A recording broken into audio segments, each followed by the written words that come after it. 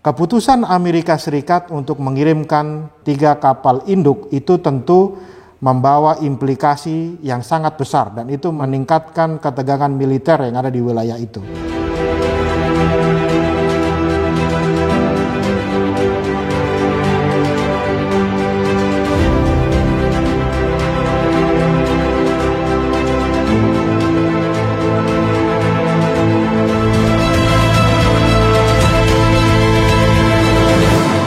Beberapa waktu yang lalu, Amerika Serikat mengirimkan 3 kapal induk ke Laut Cina Selatan. Tidak tanggung-tanggung. 3 kapal induk. Ini artinya pertama kali semenjak tahun 2017, Amerika Serikat mengirimkan armada perangnya ke wilayah yang dipertentangkan atau diperebutkan oleh banyak negara. Jika Anda lihat di dalam peta yang ada pada gambar ini, maka kita bisa melihat memang 90% wilayah dari Laut Cina Selatan yang luasnya kurang lebih 3,5 juta kilometer persegi itu diklaim oleh negara besar yaitu Cina. Tetapi klaim itu dipertentangkan atau ditantang oleh setidaknya 5 negara. Vietnam, Malaysia, Brunei, Filipina, dan Taiwan.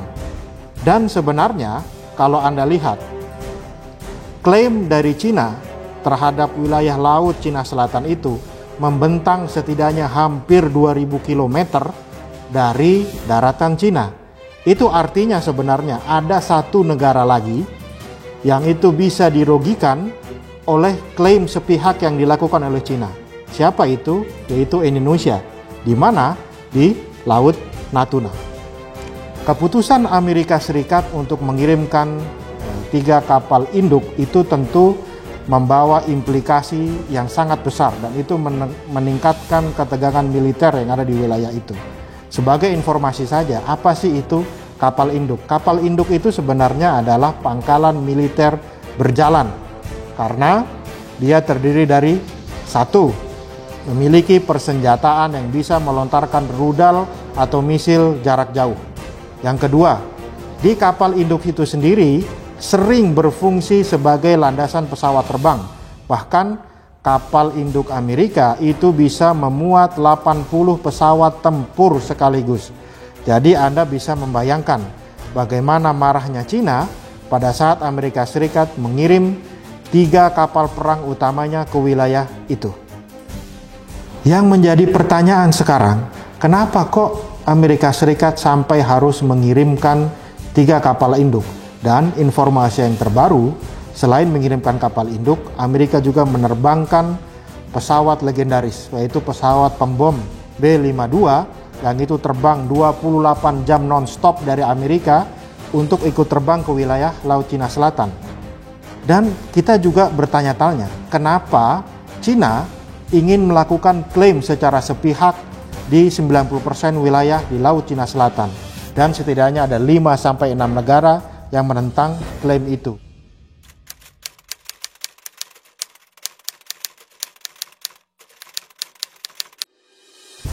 Setidaknya ada 4 sebab mengapa Laut Cina Selatan ini sangat strategis bagi semua negara, termasuk Indonesia. Alasan yang pertama ialah wilayah Laut Cina Selatan yang kurang lebih 3,5 juta kilometer persegi ini sangat kaya akan sumber daya alam. Amerika Serikat memprediksi bahwa ada 11 miliar barel minyak bumi yang terkandung di dalamnya dan sampai 190 triliun kubik feet gas bumi. Itu prediksi Amerika Serikat. Perusahaan nasional minyak bumi Cina pada bulan November tahun 2012 lalu bahkan memiliki prediksi yang jauh lebih besar. Perusahaan gas bumi dan minyak bumi Cina itu memprediksi ada 125 miliar barel minyak bumi dan 500 triliun kubik feet gas bumi. Angka-angka itu apa sih artinya? Kalau kita buat perbandingan saja, Indonesia, konsumsi minyak bumi Indonesia untuk transportasi, untuk industri, untuk perumahan dan lain-lainnya itu total 1,21 juta barel per hari konsumsinya. Jadi kalau kita pakai prediksi Amerika 11 miliar barel Anda bagi 11 miliar barel dibagi dengan 1,21 juta barel. Itu artinya hampir 25 tahun kebutuhan minyak bumi di Indonesia itu bisa didapatkan dari cadangan minyak bumi yang ada di Laut Cina Selatan. Kalau kita pakai prediksi Cina itu lebih dahsyat lagi. 125 miliar barel. 125 miliar barel dibagi 1,21 juta barel. Itu artinya 283 tahun kebutuhan Indonesia akan minyak bumi cukup apabila kita mendapatkan akses ke sumber daya energi yang ada di Laut Cina Selatan. Jadi rasa-rasanya bukan rahasia lagi, ini adalah salah satu sebab utama kenapa banyak negara memperebutkan Laut Cina Selatan. Alasan yang kedua, kenapa Laut Cina Selatan itu sangat strategis adalah Laut Cina Selatan itu merupakan lalu lintas transportasi energi untuk banyak negara. Hampir sepertiga atau 30% perdagangan minyak bumi di dunia atau kurang lebih 15 juta barel per hari itu melintasi Laut Cina Selatan. Coba Anda lihat grafik atau peta ini. Sebagian besar perdagangan minyak bumi itu diekspor dari Timur Tengah. Kemudian melewati Selat Malaka, kemudian masuklah di Laut Cina Selatan untuk kemudian didistribusikan ke sebagian besar negara yang ada di Asia Tenggara dan Asia, termasuk tentu Indonesia. Anda bayangkan lalu lintas energi. Dan Anda lihat sekali lagi wilayah ini. Apabila wilayah ini 90%-nya itu diklaim secara teritorial sebagai laut milik Cina, artinya 90% wilayah ini yang ada pada gambar ini diklaim dimiliki oleh Cina, itu artinya Cina berhak untuk mempertanyakan arus pelayaran yang melewati laut teritorial itu. Benar memang secara hukum internasional bahwa kapal-kapal dagang dengan niat yang damai itu harus diberikan hak untuk melintasi wilayah laut. Tetapi jangan lupa juga, secara hukum internasional juga, negara yang memiliki laut teritorial dalam situasi tertentu. Nah, itu yang paling pentingnya. Dalam situasi tertentu, itu artinya subjektif yang dimiliki oleh negara penguasa laut teritorial, itu bisa menghentikan secara sementara.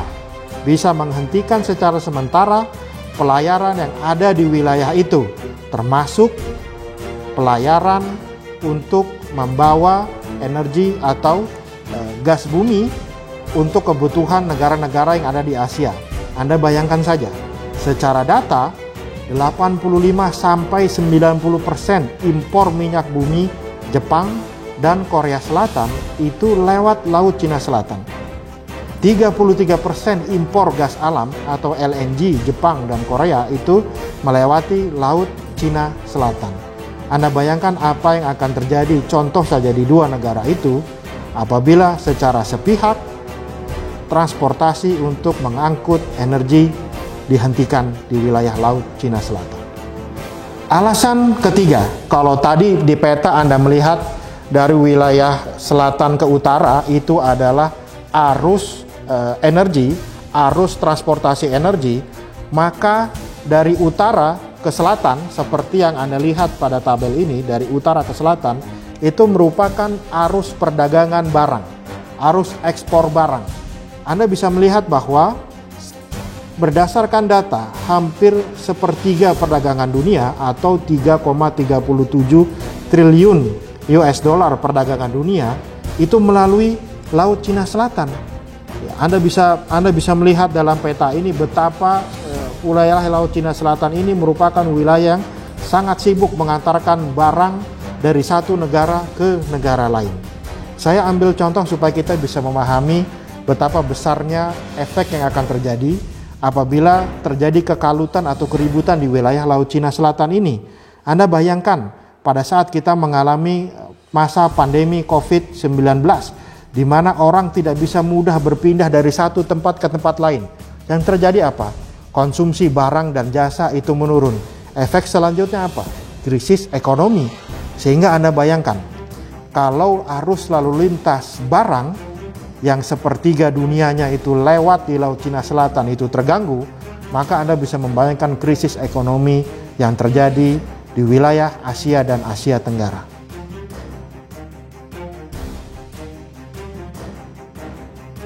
Laut Cina Selatan itu menjadi sangat penting karena memang ini adalah wilayah yang tersingkat secara waktu dan termurah secara biaya untuk dilalui oleh kapal-kapal transportasi. Jika Anda melihat di dalam peta yang Anda bisa lihat di dalam layar ini, apabila situasi memanas di Laut Cina Selatan atau atas satu alasan atau beberapa alasan tiba-tiba Laut Cina Selatan ini tidak bisa dilalui, maka pilihan perdagangan arus barang dan energi itu mungkin bisa melalui jalur lain, dalam hal ini melewati Australia, kemudian terus ke bagian selatan dari Filipina. Secara waktu itu akan menambah berminggu-minggu dan secara angka akan ada tambahan kurang lebih 2,8 miliar dolar per bulan apabila Laut Cina Selatan tidak menjadi lalu lintas yang bisa dilewati oleh transportasi. Anda bayangkan, tambahnya harga berarti akan ada peningkatan biaya. Peningkatan biaya itu artinya Anda harus mengeluarkan uang lebih untuk membeli barang yang selama ini Anda nikmati. 4 alasan itu membuat kita sadar bahwa memang Laut Cina Selatan itu memiliki arti yang sangat strategis. Wajar jika itu diperebutkan oleh negara adidaya seperti Amerika Serikat dan Cina. Wajar juga jika akhirnya sebagian negara di Asia Tenggara juga ingin menentang klaim Cina, sehingga jutaan atau bahkan miliaran dolar untuk keperluan militer sekarang sedang ditumpahkan dan tertuju ke wilayah itu. Jika ini hal yang sangat tidak kita inginkan terjadi konflik di wilayah Laut Cina Selatan, rasa-rasanya tidak mungkin Indonesia tidak akan masuk dalam pusaran konflik itu. Masyarakat Indonesia, walaupun memang sehari-hari kita sudah disibukkan oleh permasalahan yang kita hadapi, apakah itu permasalahan pandemi, permasalahan ekonomi, tetapi konflik Laut Cina Selatan ini perlu untuk kita perhatikan bersama-sama.